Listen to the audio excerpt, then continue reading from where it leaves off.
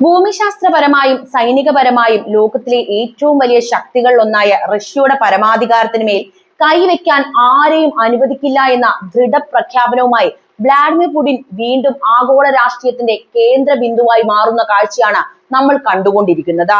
പാശ്ചാത്യ രാജ്യങ്ങളുടെ കടുത്ത സാമ്പത്തിക ഉപരോധങ്ങളും നയതന്ത്ര സമ്മർദ്ദങ്ങളും നിലനിൽക്കുമ്പോഴും റഷ്യയെ ലോകവേദിയിൽ തലയുയർത്തി നിർത്താൻ പുടിൻ എന്ന ഭരണാധികാരിക്ക് സാധിക്കുന്നു എന്നത് അദ്ദേഹത്തിന്റെ അസാധാരണമായ നേതൃപാടവത്തിന്റെ തെളിവ് തന്നെയാണ്. 65,000-ലധികം സൈനികരെയും ആണവശേഷിയുള്ള അന്തർവാഹിനികളെയും അണിനിരത്തി ഇപ്പോൾ നടത്തുന്ന വൻകിട സൈനിക അഭ്യാസം കേവലം ഒരു ശക്തി പ്രകടനമായിട്ട് നമ്മൾ കാണരുത്, മറിച്ച് റഷ്യയുടെ ആത്മാഭിമാനത്തെ ചോദ്യം ചെയ്യാൻ വരുന്നവർക്കുള്ള ശക്തമായ താക്കീത് തന്നെയാണ് അവർ മുന്നോട്ട് വെക്കുന്നത്. തങ്ങളുടെ അതിർത്തികൾക്ക് നേരെ നാറ്റോ സഖ്യം ഉയർത്തുന്ന ഭീഷണികളെയും പാശ്ചാത്യ രാജ്യങ്ങളുടെ ഏകപക്ഷീയമായ ആഗോള മേധാവിത്വത്തെയും കൃത്യമായ തന്ത്രങ്ങളിലൂടെയാണ് പുടിൻ പ്രതിരോധിച്ചു കൊണ്ടിരിക്കുന്നത്. ലോകത്തിലെ ഏറ്റവും വലിയ ആണവായുധ ശേഖരമുള്ള രാജ്യത്തിന്റെ കമാൻഡർ ഇൻ ചീഫ് എന്ന നിലയിൽ രാജ്യത്തിന്റെ സുരക്ഷയുടെ കാര്യത്തിൽ യാതൊരുവിധ വിട്ടുവീഴ്ചയ്ക്കും അദ്ദേഹം തയ്യാറുമല്ല. ബാലിസ്റ്റിക് ക്രൂയിസ് മിസൈലുകളുടെ പരീക്ഷണങ്ങളിലൂടെ റഷ്യയുടെ ന്യൂക്ലിയർ ട്രയാഡ് സദാ സജ്ജമാണ് എന്ന് പുടിൻ തെളിയിച്ചുകൊണ്ടിരിക്കുമ്പോൾ അത് പാശ്ചാത്യ തന്ത്രജ്ഞരുടെ കണക്കുകൂട്ടലുകളെ മുഴുവൻ തെറ്റിക്കുകയാണ് ചെയ്യുന്നത്. റഷ്യയെ തകർക്കാൻ ശ്രമിക്കുന്ന ഏതൊരു ശക്തിക്കും വൻ വില നൽകേണ്ടി വരുമെന്ന യാഥാർത്ഥ്യം ലോകത്തെ ബോധ്യപ്പെടുത്താൻ അദ്ദേഹത്തിന് കൃത്യമായി സാധിച്ചിട്ടുമുണ്ട്. ഒരു തകർച്ചയുടെ വക്കിൽ നിന്നും റഷ്യയെ ഇന്നത്തെ മഹാശക്തിയുടെ പദവിയിലേക്ക് തിരികെ കൊണ്ടുവന്നത് പുടിൻ എന്ന ശക്തനായ നേതാവിന്റെ ദീർഘവീക്ഷണം ഒന്ന് മാത്രമാണ്. ആഭ്യന്തരമായി ജനങ്ങളെ ഒന്നിപ്പിച്ചു നിർത്താനും ദേശീയബോധം ഉണർത്താനും അദ്ദേഹത്തിന് സാധിക്കുകയും ചെയ്യുന്നു. അന്താരാഷ്ട്ര തലത്തിൽ റഷ്യയെ ഒറ്റപ്പെടുത്താൻ അമേരിക്കയും സഖ്യകക്ഷികളും നടത്തുന്ന ഇത്തരം ശ്രമങ്ങളെ പുതിയ ആഗോള സഖ്യങ്ങളും സാമ്പത്തിക ബദലുകളും രൂപീകരിച്ചുകൊണ്ട് പുടിൻ പരാജയപ്പെടുത്തിക്കൊണ്ടേയിരിക്കുകയാണ്. ലോകക്രമം ഒരു രാജ്യത്തിന്റെ മാത്രം താല്പര്യങ്ങൾക്കനുസരിച്ചല്ല, മറിച്ച് ബഹുധ്രുവീയമായി മാറണമെന്ന അദ്ദേഹത്തിന്റെ നിലപാടിന് ഇന്ന് ആഗോളതലത്തിൽ തന്നെ വലിയ പിന്തുണയും ലഭിക്കുന്നുണ്ട്.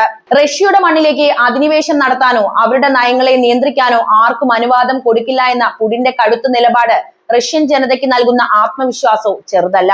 വൻ ശക്തികളുടെ ഭീഷണികൾക്ക് മുന്നിൽ ഭയന്നോടാതെ സ്വന്തം രാജ്യത്തിന്റെ സുരക്ഷയ്ക്കായി ഏതറ്റം വരെയും പോകാൻ മടിക്കാത്ത ഒരു ഭരണാധികാരിയാണ് തങ്ങൾക്കുള്ളത് എന്ന് റഷ്യൻ ജനത അഭിമാനത്തോടെയാണ് ഇന്ന് വിശ്വസിക്കുന്നത്.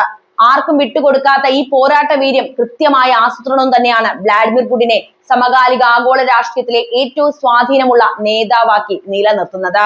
എന്തായാലും റഷ്യയുടെ സമീപകാല സൈനിക അഭ്യാസങ്ങൾ കേവലം ഒരു പരിശീലനം മാത്രമല്ല എന്നും, മറിച്ച് ആഗോള രാഷ്ട്രീയ ഭൂപടത്തിൽ തങ്ങളുടെ സ്വാധീനവും ശക്തിയും ഉറപ്പിച്ചു നിർത്താനുള്ള കൃത്യമായ കണക്കുകൂട്ടലുകളുടെ ഭാഗമാണ് എന്നും നമുക്ക് നിസ്സംശയം പറയാം. ഔദ്യോഗിക കണക്കുകൾ പ്രകാരം 65,000-ലധികം സൈനികർ, 7,800-ലധികം സൈനിക വാഹനങ്ങൾ, 2,000-ലധികം മിസൈൽ ലോഞ്ചറുകൾ, 140 യുദ്ധവിമാനങ്ങൾ, 73 യുദ്ധക്കപ്പലുകൾ, ആണവശേഷിയുള്ള 13 അന്തർവാഹിനികൾ എന്നിവ ഈ അഭ്യാസത്തിൽ പങ്കാളികളാകുന്നുണ്ട് എന്നത് ഇതിന്റെ വ്യാപ്തിയാണ് വ്യക്തമാക്കുന്നത്. ബാലിസ്റ്റിക് ക്രൂയിസ് മിസൈലുകളുടെ പരീക്ഷണ വിക്ഷേപണങ്ങൾ ഉൾപ്പെടെയുള്ള കാര്യങ്ങൾ റഷ്യൻ പ്രതിരോധ മന്ത്രാലയം പ്രഖ്യാപിക്കുമ്പോൾ മോസ്കോ ലോകത്തിന് നൽകുന്നത് വളരെ വ്യക്തമായ ചില സന്ദേശം തന്നെയാണ്. അതെന്താണെന്ന് നമുക്ക് ഈ ആഗോള രാഷ്ട്രീയ സാഹചര്യത്തിൽ കൃത്യമായിട്ട് വിലയിരുത്തുകയും ചെയ്യാവുന്നതാണ്. ആദ്യത്തെ കണക്കുകൂട്ടൽ പാശ്ചാത്യ രാജ്യങ്ങൾക്കും നാറ്റോ സഖ്യത്തിനുമെതിരെയുള്ള ശക്തമായ പ്രതിരോധവും മുന്നറിയിപ്പും തന്നെയാണ് എന്ന കാര്യമാണ്. സമീപ വർഷങ്ങളിൽ നാറ്റോ സഖ്യം തങ്ങളുടെ അതിർത്തികളിലേക്ക് വ്യാപിക്കുന്നതിനെ റഷ്യ വലിയൊരു സുരക്ഷാ ഭീഷണിയായിട്ട് തന്നെയാണ് നോക്കിക്കണ്ടത്. തങ്ങളെ വളയാൻ ശ്രമിക്കുന്ന ശക്തികൾക്ക് മുന്നിൽ തങ്ങളുടെ സൈനിക വ്യൂഹം എത്രത്തോളം സജ്ജമാണ് എന്ന് കാണിച്ചു കൊടുക്കുകയാണ് റഷ്യ ചെയ്യുന്ന പ്രധാനപ്പെട്ട കാര്യം. ആണവശേഷിയുള്ള അന്തർവാഹിനികളും അത്യാധുനിക മിസൈൽ സംവിധാനങ്ങളും അണിനിരത്തുന്നതിലൂടെ തങ്ങൾക്കെതിരെ ഏതെങ്കിലും തരത്തിലുള്ള സൈനിക നീക്കം ഉണ്ടായാൽ അതിനെ നേരിടാൻ റഷ്യൻ സൈന്യം സദാ സന്നദ്ധമാണ് എന്ന സന്ദേശം കൂടി അവർ മുന്നോട്ട് വെക്കുന്നുണ്ട്. രണ്ടാമതായി പറയാനുള്ളത്, ഇത് കേവലം പരമ്പരാഗത യുദ്ധമുറകൾക്ക് വേണ്ടിയുള്ള തയ്യാറെടുപ്പല്ല എന്നതാണ്, മറിച്ച് ഒരു ആണവ യുദ്ധ സാഹചര്യത്തിൽ രാജ്യം എങ്ങനെ പ്രതികരിക്കും എന്നതിന്റെ ആസൂത്രണമാണ് റഷ്യ നടത്തുന്നത്. ഭൂഖണ്ഡാന്തര ബാലിസ്റ്റിക് മിസൈലുകളും സമുദ്രത്തിൽ നിന്നും ആകാശത്ത് നിന്നും തൊടുക്കാനാവുന്ന ക്രൂയിസ് മിസൈലുകളും ഒരേ സമയം പരീക്ഷിക്കുന്നതിലൂടെ ന്യൂക്ലിയർ ട്രയാഡ് അഥവാ കര, കടൽ, വ്യോമ മാർഗങ്ങളിലൂടെയുള്ള ആണവ പ്രത്യാക്രമണ ശേഷി റഷ്യ പൂർണ്ണതോതിൽ പ്രവർത്തനക്ഷമമാക്കി നിർത്തുന്നു എന്നത് ഏത് അടിയന്തര സാഹചര്യത്തിലും മിനിറ്റുകൾക്കകം അവർക്ക് പ്രയോഗിക്കാൻ അല്ലെങ്കിൽ അവർക്ക് ആയുധമെടുക്കാൻ സാധിക്കുമെന്ന കാഴ്ചയാണ് കാണുന്നത്. ആണവായുധങ്ങൾ പ്രയോഗിക്കാൻ റഷ്യൻ കമാൻഡ് സിസ്റ്റത്തിന് സാധിക്കുമെന്ന് ലോകത്തെ ബോധ്യപ്പെടുത്തുക വഴി മറ്റൊരു വലിയ പ്രതിരോധ കവചം തീർക്കുകയാണ് മോസ്കോ ഇവിടെ ചെയ്യുന്നത്.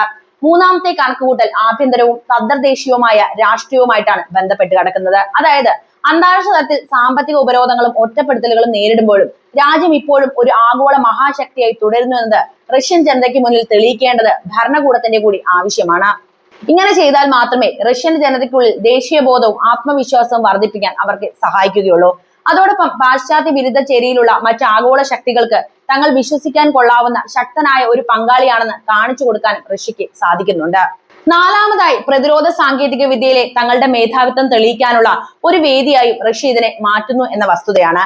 പുതിയ മിസൈൽ സംവിധാനങ്ങളുടെയും യുദ്ധതന്ത്രങ്ങളുടെയും തത്സമയ പരീക്ഷണം വഴി റഷ്യൻ സൈന്യത്തിന്റെ ആധുനികവൽക്കരണം എത്രത്തോളം വേഗത്തിലാണ് നടക്കുന്നതെന്ന് വിലയിരുത്താൻ സാധിക്കും. അന്താരാഷ്ട്ര ആയുധ വിപണിയിൽ റഷ്യൻ നിർമ്മിത ആയുധങ്ങളുടെ വിശ്വാസ്യത വർദ്ധിപ്പിക്കാനും ഇത് കാരണമാകും. കൃത്യമായി പറയുകയാണെങ്കിൽ ലോകക്രമത്തിൽ തങ്ങളെ മാറ്റി നിർത്താൻ ആർക്കും സാധ്യമല്ല എന്ന കൃത്യമായ രാഷ്ട്രീയ സൈനിക പ്രഖ്യാപനമാണ് റഷ്യ ഇപ്പോൾ മുന്നോട്ട് വെച്ചിരിക്കുന്നത്. യൂറോപ്പിലെയും അമേരിക്കയിലെയും തന്ത്രജ്ഞർ ഈ നീക്കങ്ങളെ വളരെ ഗൗരവത്തോടെയാണ് വീക്ഷിക്കുകയും ചെയ്യുന്നത്. തങ്ങളുടെ പരമാധികാരത്തിന് നേരെ ഉയരുന്ന ഏത് ഭീഷണിയെയും അതിശക്തമായി നേരിടുമെന്ന റഷ്യയുടെ ഈ കണക്കുകൂട്ടലുകൾ വരും ദിവസങ്ങളിൽ ആഗോള നയതന്ത്ര തലത്തിൽ വലിയ ചർച്ചകൾക്കും മാറ്റങ്ങൾക്കും വഴി തെളിയിക്കുമെന്ന കാര്യവും ഉറപ്പാണ്. സൈനിക അഭ്യാസത്തിന്റെ കാര്യം അവിടെ നിൽക്കട്ടെ, ഇത് ആരെയാണ് ബാധിക്കാൻ പോകുന്നത്? റഷ്യയുടെ ഇത്രയും വലിയൊരു ആണവ സൈനിക ശക്തി പ്രകടനം ആഗോളതലത്തിൽ പല പ്രമുഖ ശക്തികളെയും പ്രതിരോധത്തിലാക്കുകയും അവരുടെ സുരക്ഷാ കണക്കുകൂട്ടലുകളെ മാറ്റിമറിക്കുകയും ചെയ്യുന്നുണ്ട് എന്ന യാഥാർത്ഥ്യം നമ്മൾ തിരിച്ചറിയേണ്ടതുണ്ട്. പ്രധാനമായും ചിലരെയാണ് ഇത് നേരിട്ട് ബാധിക്കുന്നത്. അതിൽ ഏറ്റവും പ്രധാനപ്പെട്ടത് നാറ്റോ സഖ്യവും പാശ്ചാത്യ രാജ്യങ്ങളും തന്നെയാണ്. റഷ്യയുടെ ഈ വൻകിട അഭ്യാസ പ്രകടനം ഏറ്റവും കൂടുതൽ സമ്മർദ്ദത്തിലാക്കുന്നത് അമേരിക്കയും നാറ്റോ സഖ്യത്തെയും തന്നെയാണ് എന്ന കാര്യത്തിൽ സംശയമൊട്ടുമില്ല. റഷ്യൻ അതിർത്തികളിലേക്ക് നാറ്റോ വ്യാപിക്കുന്നതിനെതിരെ നിരന്തരം മുന്നറിയിപ്പ് നൽകുന്ന മോസ്കോ തങ്ങളുടെ സൈനിക വ്യൂഹം എത്രത്തോളം സജ്ജമാണെന്ന് കാണിച്ചു കൊടുക്കുന്നത് ഈ സഖ്യത്തെ ലക്ഷ്യം വെച്ചുകൊണ്ട് തന്നെയാണ്. നാറ്റോയുടെ കിഴക്കൻ യൂറോപ്യൻ അംഗങ്ങളായിട്ടുള്ള പോളണ്ട്, എസ്തോണിയ, ലാത്വിയ, ലിത്വാനിയ തുടങ്ങിയ രാജ്യങ്ങൾ റഷ്യയുടെ അടുത്ത് തന്നെയായാൽ ഈ അഭ്യാസങ്ങൾ അവരിൽ വലിയ സുരക്ഷാ ആശങ്കകളാണ് ഉണ്ടാക്കുന്നത്. യൂറോപ്യൻ യൂണിയനാണ് മറ്റൊരു പ്രധാനപ്പെട്ടയാൾ. യൂറോപ്പിലെ പ്രധാന ശക്തികളായിട്ടുള്ള ഫ്രാൻസ്, ജർമ്മൻ, ബ്രിട്ടൻ തുടങ്ങിയ രാജ്യങ്ങൾക്ക് റഷ്യയുടെ നീക്കം വലിയൊരു നയതന്ത്ര സുരക്ഷാ വെല്ലുവിളി ഉയർത്തുന്നുണ്ട്. ആണവശേഷിയുള്ള സബ്മൈനറുകളും അത്യാധുനിക മിസൈലുകളും യൂറോപ്പിന്റെ തൊട്ടടുത്ത് അണിനിരക്കുമ്പോൾ അത് മേഖലയിലെ സമാധാന അന്തരീക്ഷത്തെ നേരിട്ട് ബാധിക്കുന്ന ഒരു കാര്യം തന്നെയാണ്. മാത്രമല്ല, റഷ്യയെ സാമ്പത്തികമായി ഒറ്റപ്പെടുത്താൻ ശ്രമിക്കുന്ന യൂറോപ്യൻ രാജ്യങ്ങൾക്ക് തങ്ങളുടെ ഉപരോധങ്ങൾ കൊണ്ട് റഷ്യയുടെ സൈനിക ശേഷിയെ തളർത്താൻ കഴിഞ്ഞിട്ടില്ല എന്ന യാഥാർത്ഥ്യം ഉൾക്കൊള്ളേണ്ടതായി വരുന്നു. ഉക്രൈനും അയൽ രാജ്യങ്ങളുമാണ് മറ്റ് പ്രധാനപ്പെട്ട ആളുകൾ. നിലവിൽ റഷ്യയുമായി നേരിട്ട് സംഘർഷത്തിൽ ഏർപ്പെട്ടിരിക്കുന്ന ഉക്രൈനും അവരെ പിന്തുണയ്ക്കുന്ന മറ്റ് അതിർത്തി രാജ്യങ്ങൾക്കും ഈ ശക്തി പ്രകടനം കടുത്ത മുന്നറിയിപ്പ് തന്നെയാണ് മുന്നോട്ട് വെക്കുന്നത്. പാശ്ചാത്യ രാജ്യങ്ങളിൽ നിന്ന് കൂടുതൽ ആയുധ സഹായം സ്വീകരിക്കുന്നതിൽ നിന്നും റഷ്യൻ മണ്ണിലേക്ക് നേരിട്ട് ആക്രമണം നടത്തുന്നതിൽ നിന്നും ഉക്രൈനെ വിലക്കാൻ ഈ ആണവ ഭീഷണി, അതായത് ഈ ന്യൂക്ലിയർ ഡിറ്ററൻസ് വഴി റഷ്യക്ക് അനായാസം സാധിക്കുന്നുണ്ട്. മറ്റൊരു പോയിന്റ് ആഗോള നയതന്ത്ര രംഗത്തേക്കാണ്. അതായത് റഷ്യയും പാശ്ചാത്യ ചേരിയും തമ്മിലുള്ള ബന്ധം കൂടുതൽ വഷളാകുന്നത് ഐക്യരാഷ്ട്രസഭ പോലുള്ള അന്താരാഷ്ട്ര വേദികളിലെ ചർച്ചകളെ നിശ്ചലമാക്കുന്നുണ്ട്. ആഗോള സുരക്ഷാ കരാറുകളും ആയുധ നിയന്ത്രണ ചർച്ചകളും ഇതോടെ കൂടുതൽ പ്രതിസന്ധിയിലാകുകയാണ് ചെയ്യുക. ചുരുക്കി പറഞ്ഞാൽ, അമേരിക്കയുടെ നേതൃത്വത്തിലുള്ള പാശ്ചാത്യ സഖ്യത്തിന്റെ ആഗോള മേധാവിത്വത്തെ വെല്ലുവിളിക്കാനും തങ്ങളുടെ താല്പര്യങ്ങൾക്ക് വിരുദ്ധമായി ആരും അതിർത്തികളിൽ നീക്കങ്ങൾ നടത്തുന്നില്ല എന്ന് ഉറപ്പുവരുത്താനുമാണ് റഷ്യ ഈ സൈനിക നീക്കത്തിലൂടെ ശ്രമിക്കുന്നതെന്ന് സാരം.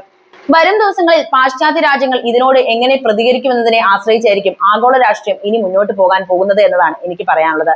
അപ്പോൾ റഷ്യയുടെ ഈ അഭ്യാസ പ്രകടനത്തെ നിങ്ങൾ എങ്ങനെ നോക്കിക്കാണുമെന്ന് എന്തായാലും കമന്റ് ചെയ്യുക. വീഡിയോ ഇഷ്ടമാവുകയാണെങ്കിൽ ലൈക്ക് ചെയ്യാനും ഷെയർ ചെയ്യാനും ഒപ്പം ചാനൽ ഒന്ന് സബ്സ്ക്രൈബ് ചെയ്യാനും ശ്രദ്ധിക്കുമല്ലോ.